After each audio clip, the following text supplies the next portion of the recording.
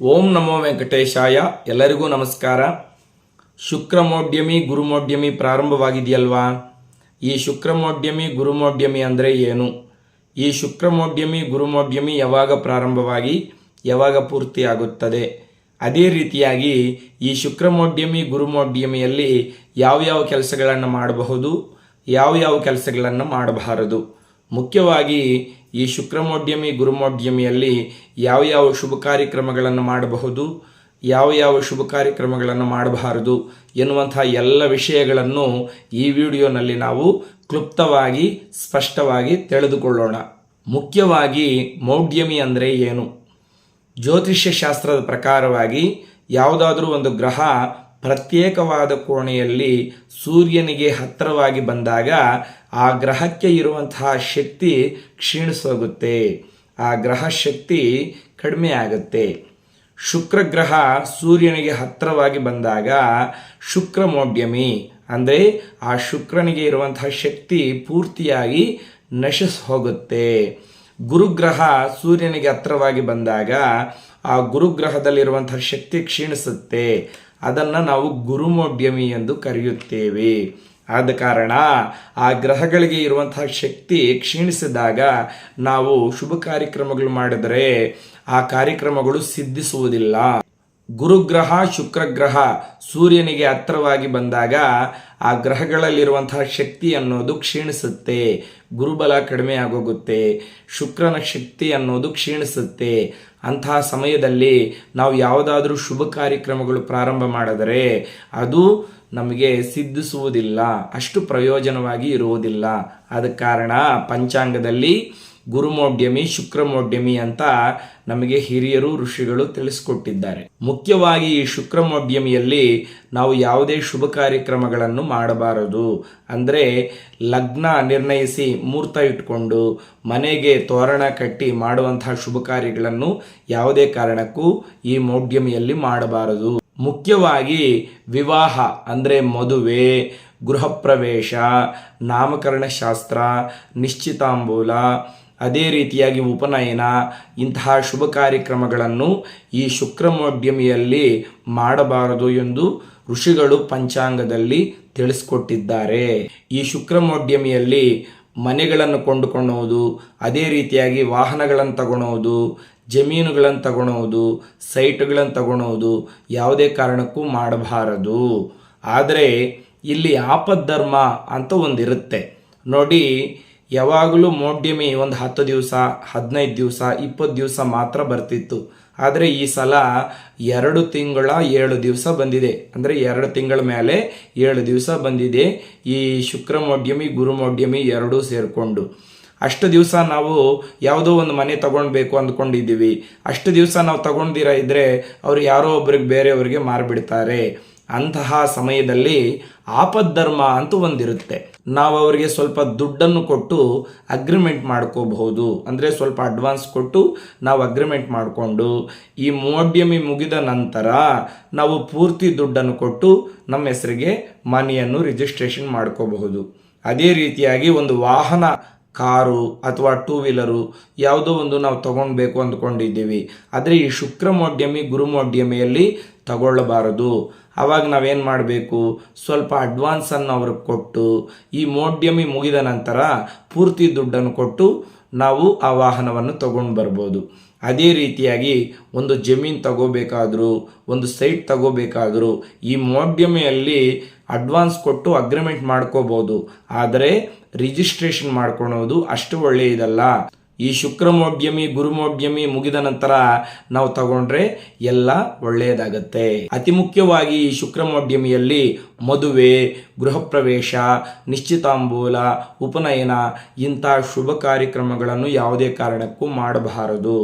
ಆದರೆ ಆಪದ್ಧರ್ಮವಾಗಿ ಈ ಶುಕ್ರಮೋಡ್ಯಮಿಯಲ್ಲಿ ಮದುವೆ ಕಾರ್ಡುಗಳನ್ನು ಪ್ರಿಂಟ್ ಮಾಡ್ಕೋಬೋದು. ಅಂದರೆ ಲಗ್ನ ಪತ್ರಿಕೆಗಳನ್ನು ಪ್ರಿಂಟ್ ಮಾಡಿಕೊಂಡು ಎಲ್ಲರಿಗೂ ಹಂಚಬಹುದು. ಮದುವೆಗೆ ಸಂಬಂಧಪಟ್ಟಂತಹ ವಿಷಯಗಳನ್ನು ಹಿರಿಯರೆಲ್ಲರೂ ಒಂದು ಹತ್ರ ಕೂತ್ಕೊಂಡು ಚರ್ಚೆ ಮಾಡಿಕೊಳ್ಳಬಹುದು. ಅದೇ ರೀತಿಯಾಗಿ ಗೃಹ ಪ್ರವೇಶಕ್ಕೆ ಮುಹೂರ್ತಗಳನ್ನು ಇಟ್ಕೊಳ್ಬಹುದು, ಗೃಹ ಪ್ರವೇಶಕ್ಕೆ ಕಾರ್ಡುಗಳನ್ನು ಹೊಡೆಸ್ಕೋಬಹುದು. ಆದರೆ ಮದುವೆ, ಗೃಹ ಪ್ರವೇಶ, ಉಪನಯನ, ಅದೇ ರೀತಿಯಾಗಿ ಶಂಕುಸ್ಥಾಪನೆ ಇಂತಹ ಕೆಲಸಗಳನ್ನು ಮಾಡಬಾರದು. ಅದೇ ರೀತಿಯಾಗಿ ಶುಕ್ರಮೋಡ್ಯಮಿಯಲ್ಲಿ ಮನೆಯನ್ನು ಚೇಂಜ್ ಮಾಡಬಾರದು. ಒಂದು ಚಿಕ್ಕ ಮನೆಯಲ್ಲಿ ಬಾಡಿಗೆಗಿರ್ತಾರೆ ಕೆಲವರು, ಅವರು ಮನೆಯನ್ನು ಮಾರಬೇಕು ಅಂದ್ಕೊತಾ ಇರ್ತಾರೆ. ಈ ಶುಕ್ರಮೋಡ್ಯಮಿಯಲ್ಲಿ ಆ ಮನೆಯನ್ನು ಬಿಟ್ಬಿಟ್ಟು ಬೇರೆ ಮನೆಗೆ ಹೋಗಬಾರ್ದು, ಹೋಗುವುದು ಅಷ್ಟು ಒಳ್ಳೆಯದಲ್ಲ. ಆದರೆ ಇಲ್ಲಿ ಆಪద్ధರ್ಮ ಅಂತ ಒಂದಿರುತ್ತೆ. ನಾವು ಒಬ್ಬರ ಮನೆಯಲ್ಲಿ ಬಾಡಿಗೆಗಿದ್ದೀವಿ, ಅವರು ಓನರ್ಸ್ ಬಂದು ಅಮೇರಿಕಾಯಿಂದ ನಮ್ಮ ಮಗಳು ನಮ್ಮ ಅಳಿಯ ಬರ್ತಾ ಇದ್ದಾರೆ, ನೀವು ಮನೆಯನ್ನು ಖಾಲಿ ಮಾಡಿ, ಅವ್ರಿಗೆ ಬೇಕು ಮನೆ ಅಂತ ಹೇಳ್ತಾರೆ. ಅವಾಗ ಈಗ ಶುಕ್ರಮೋಡ್ಯಮಿ ಇದೆ, ನಾವು ಹೋಗೋದಿಲ್ಲ, ನೀವೇನು ಮಾಡ್ಕೊಳ್ತೀರೋ ಮಾಡ್ಕೋಗಿ ಅಂತ ಅವ್ರ ಜೊತೆ ನಾವು ಜಗಳ ಇಟ್ಕೊಳೋದು ಅಷ್ಟು ಒಳ್ಳೆಯದಲ್ವಲ್ಲ. ಆವಾಗ ನಾವು ಆಪద్ధರ್ಮವಾಗಿ ಮನೆಯನ್ನು ಚೇಂಜ್ ಮಾಡಿಕೊಳ್ಬಹುದು. ಅಥವಾ ಯಾರೋ ಒಬ್ಬರು ಬಂದು ನಮ್ಮ ಮಗ ಬರ್ತಾ ಇದ್ದಾನೆ, ಎಲ್ಲೋ ಹೊರಗಡೆ ಓದ್ತಾ ಇದ್ನು, ಈಗ ನಮ್ಮ ಮಗ ಬರ್ತಾ ಇದ್ದಾನೆ, ಮನೆ ನಮಗೆ ಬೇಕು, ನೀವು ಮನೆ ಖಾಲಿ ಮಾಡಿ ಅಂದಾಗ, ಇಲ್ಲ ಗುರುಗಳು ಹೇಳಿದ್ದಾರೆ ಶುಕ್ರಮೋಡ್ಯಮಿಯಲ್ಲಿ ಮನೆ ಖಾಲಿ ಮಾಡಬಾರ್ದು, ನಾವು ಇವಾಗ ಹೋಗೋದಿಲ್ಲ, 2 ತಿಂಗಳು, ನೀವೇನು ಮಾಡ್ಕೊತೀರೋ ಮಾಡ್ಕೋ ಹೋಗಿ ಅಂತ ಅವ್ರ ಜೊತೆ ನಾವು ಜಗಳ ಇಟ್ಕೊಳ್ಬಾರ್ದು. ಆಪద్ధರ್ಮವಾಗಿ ನಾವು ಬೇರೆ ಮನೆಗೆ ಹೋಗಿ ಆ ಮನೆಯನ್ನು ಕ್ಲೀನ್ ಮಾಡಿಕೊಂಡು ಹಾಲುಕ್ಸ್ಕೊಂಡು ಆ ಮನೆಯಲ್ಲಿ ಲಲಿತಾ ಸಹಸ್ರನಾಮ ಅಥವಾ ವಿಷ್ಣು ಸಹಸ್ರನಾಮ, ಕನಿಷ್ಠ ಪಕ್ಷ ಹನುಮಾನ್ ಚಾಲೀಸ ಓದಿಕೊಂಡು ಆ ಭಗವಂತನಿಗೆ ನಮಸ್ಕಾರ ಮಾಡಿಕೊಂಡು, ಸ್ವಾಮಿ ಆಪద్ధರ್ಮವಾಗಿ ನಾವು ಈ ಮನೆ ಒಳಗಡೆ ಬಂದಿದ್ದೀವಿ, ನಮ್ಗೆ ಯಾವ ಕಷ್ಟ ನಷ್ಟಗಳು ಬಾರದಂತೆ ನೀನು ಕಾಪಾಡುತ್ತದೆ ಅಂತ ಭಗವಂತನಿಗೆ ನಮಸ್ಕಾರ ಮಾಡಿಕೊಂಡು ಈ ಶುಕ್ರಮೋಡ್ಯಮಿ ಮುಗಿದ ನಂತರ ಮತ್ತೆ ಒಂದು ಸಲ ಹಾಲನ್ನು ಹುಗ್ಸ್ಕೊಂಡು, ಸಾಧ್ಯವಾದರೆ ಒಂದು ಸಾರಿ ಸತ್ಯನಾರಾಯಣ ಸ್ವಾಮಿ ವ್ರತವನ್ನು ಮಾಡಿಕೊಂಡು ಹತ್ತಿರದಲ್ಲಿರುವಂತಹ ಶಿವಾಲಯಕ್ಕೆ ಹೋಗಿ ಆ ಪರಮೇಶ್ವರನಿಗೆ ಅಭಿಷೇಕವನ್ನು ಮಾಡಿಸಿ ಆ ಶಿವಾಭಿಷೇಕ ಮಾಡಿರುವಂತಹ ಜಲವನ್ನು ತಗೊಂಡು ಬಂದು ಮನೆಯಲ್ಲಿ ಪ್ರೋಕ್ಷಣೆ ಮಾಡಿಕೊಂಡ್ರೆ ದೋಷ ಪೂರ್ತಿಯಾಗಿ ನಿವಾರಣೆ ಆಗುತ್ತೆ. ಆ ಭಗವಂತನ ಅನುಗ್ರಹದಿಂದ ನಿಮ್ಮ ಮನೆಯಲ್ಲಿ ಅಷ್ಟೈಶ್ವರ್ಯಗಳು, ಸಕಲ ಸಂಪದಗಳು, ಆಯುರಾರೋಗ್ಯಗಳು ತುಂಬು ತುಣುಕ್ತವೆ. ಮುಖ್ಯವಾಗಿ ಈ ಗುರುಮೋಡ್ಯಮಿ, ಶುಕ್ರಮೋಡ್ಯಮಿ ಪೂರ್ತಿ ಆಗೋವರೆಗೂ ಮದುವೆಗೆ ಸಂಬಂಧಪಟ್ಟಂತಹ ಯಾವ ಕೆಲಸಗಳನ್ನು ಮಾಡಬಾರದು. ಅಂದರೆ ಹುಡುಗಿಯನ್ನು ಹುಡುಗನ ಕಡೆಯವರು ಹೋಗಿ ನೋಡುವುದು, ಹುಡುಗನನ್ನು ಹುಡುಗಿ ಕಡೆಯವರು ಬಂದು ನೋಡುವುದು, ಇಂಥ ಕಾರ್ಯಕ್ರಮಗಳನ್ನು ಯಾವುದೇ ಕಾರಣಕ್ಕೂ ಇಟ್ಕೊಳ್ಬಾರ್ದು. ಆದರೆ ಇಲ್ಲಿ ಆಪద్ధರ್ಮ ಅಂತ ಒಂದಿದೆ ನೋಡಿ. ಹುಡುಗ ಎಲ್ಲೋ ಅಮೇರಿಕಲ್ಲಿರ್ತಾನೆ, ಅವರು ಹಾಲಿಡೇಸ್ಗೆ ಬಂದಿರ್ತಾರೆ, ಮತ್ತೆ ಹುಡುಗ ಅಮೇರಿಕಕ್ಕೆ ಹೊರಟೋಗ್ತಾ ಇದ್ದಾನೆ.